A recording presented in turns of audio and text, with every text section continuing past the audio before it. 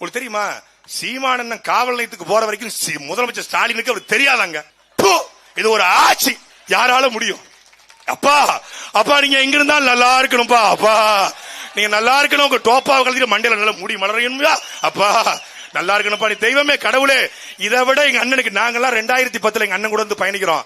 சீமானன் press meet கொடுத்தா எடுத்துருவான், போட மாட்டான். தமிழன் தொலைக்காட்சி மட்டும்தான் போடும்.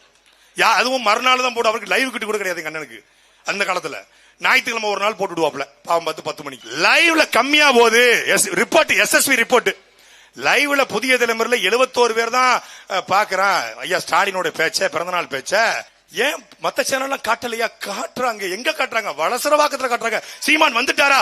வரலைங்க. அவர் வரதுக்கு 5 மணி நேரம் ஆகுங்க.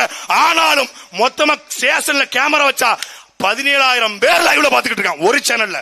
புதிய தலைமுறை, சத்தியம் டிவி, இந்த நியூஸ் 18, நியூஸ் 24, நியூஸ் 7 மொத்த சேனல் வந்துட்டான். எங்க அம்மையார் ஜெயலலிதா அவர்கள் பெங்களூரு வழக்குக்கு போயிட்டு வரும்போது லைவ் போட்டாங்க. அதுக்கப்புறம் தமிழ்நாட்டில் அடுத்தபடியாக லைவ் போட்டது எங்க அண்ணன் சீமானுக்கு தான்.